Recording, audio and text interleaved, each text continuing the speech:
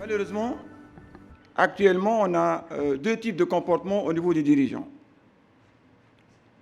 Ces deux types de comportements, suite généralement donc, à un problème de compétences, et comme vous savez, les compétences, comme le diamant mesuré par le carat, et qui dit carat, c'est-à-dire la complexité, l'adaptabilité, la responsabilité et l'autonomie. Et c'est pour cette raison qu'on a un bon nombre de dirigeants loin d'être capables de gérer donc, des problèmes complexes. Et le deuxième facteur, essentiellement, le savoir, le savoir-faire et le comportement, qui est très important. Et c'est pour cette raison, à l'état actuel des choses, on a deux types extrêmes donc, de comportement. Soit un comportement donc, de surconfiance suite à l'intégration dans un réseau, donc des connaissances, etc. Donc il peut faire l'affaire, il peut gérer donc, son affaire donc, facilement. Ça, c'est pas bien parfois. Ou bien un comportement de méfiance, un comportement de prudence, où c'est logique, donc à l'état actuel, donc avec la crise, donc avec le changement dans l'environnement, avec le problème d'irréversibilité, donc de récupérer donc, l'argent investi, aussi bien donc, avec le problème de trésorerie, donc avec les problèmes de changement de l'environnement, de l'incertitude, ce qu'on appelle des investissements, le flou au niveau de la politique économique du pays, le flou donc, au niveau donc, de la politique donc, régionale, tout cela amène évidemment donc, à un comportement de prudence, y compris donc, de la part donc, des dirigeants. Ce qu'on cherche, comme je vous ai dit, avoir une corrélation entre les bonnes pratiques managériales et les conditions de l'environnement. C'est vrai, on a un environnement incertain en Tunisie, mais on peut gérer donc l'incertitude. On est là pour gérer le risque. On est là pour mieux gérer le risque. On est là pour mieux prendre donc, et plutôt donc, chercher les opportunités qui existent. Et c'est pour cette raison qu'on a besoin actuellement une organisation qui réagit donc, avec le changement de l'environnement.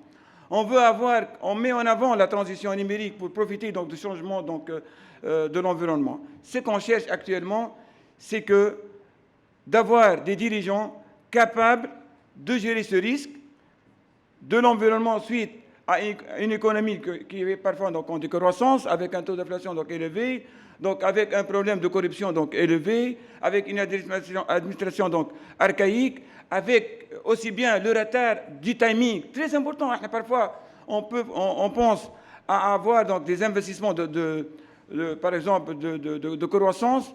On aura des retards importants qui nous amènent parfois donc, à perdre même des marchés donc, avec l'étranger. Et c'est ça donc, le problème, c'est qu'au niveau donc, du fonctionnement de l'administration publique tunisienne, et tout cela, c'est un problème suite à un problème de gouvernance publique, problème de manque, ce qu'on appelle de l'e-governance, pour assurer donc, une information transparente pour tout le monde et pour tous les intervenants donc, de l'entreprise.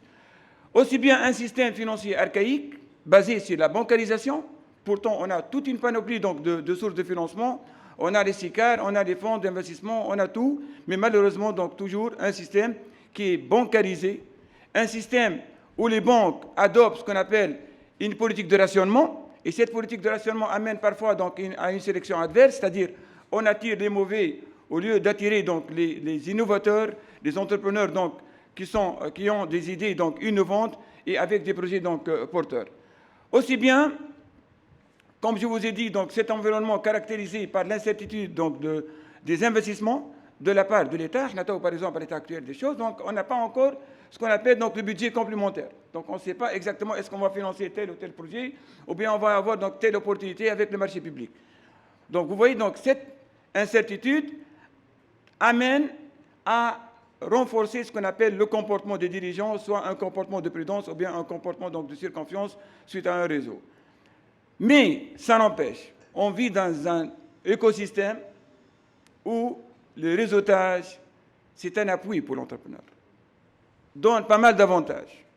On doit les exploiter. Et c'est pour cette raison, Tamwil, elle est là pour vous accompagner, pour vous orienter et avoir le bon chemin de financement. Parce que derrière le financement, il y a l'enjeu de gouvernance. Qui va gouverner l'entreprise? Est-ce que c'est l'entrepreneur, l'innovateur, ou bien l'homme d'affaires, ou bien la SICAR, ou bien ce qu'on appelle la banque? Et c'est pour cette raison, on est là donc pour vous accompagner, pour assurer donc la transparence, parce qu'on ne peut pas maîtriser le contrôle des coûts si on ne vit pas dans une transparence totale. Et on doit avoir un montage financier qui nous amène donc à ne pas avoir, comme l'état actuel de pas mal d'entreprises en Tunisie, d'avoir ce qu'on appelle un risque péril au niveau de la trésorerie. J'ai fait une étude, par exemple, le cas Asfax, on a trouvé que presque 70% ou 80% des entreprises qui tombent en faillite donc, à partir donc, de la deuxième année. C'est malheureux. Vous voyez, donc, on finance des entreprises, on fait des fonds donc, spécialement, on recourt à la Banque mondiale pour aider donc, les entreprises, etc., etc. Mais malheureusement, 80% ou bien 75% tombent en faillite. Suite à quoi? Suite à un mauvais choix de financement, suite à ne pas avoir ce qu'on appelle une visibilité donc, de l'avenir, ne pas penser à l'enjeu de gouvernance parce qu'on peut entrer facilement en conflit avec les actionnaires. Et c'est pour cette raison, c'est pour cette raison, la seule chose donc, pour amener l'entreprise en avant, c'est la transparence, c'est la comptabilité donc, adaptée, c'est la transition numérique, c'est la fluidité de l'information et c'est essentiellement donc, le développement des compétences. Et je vous remercie. Tamwili, le financement autrement.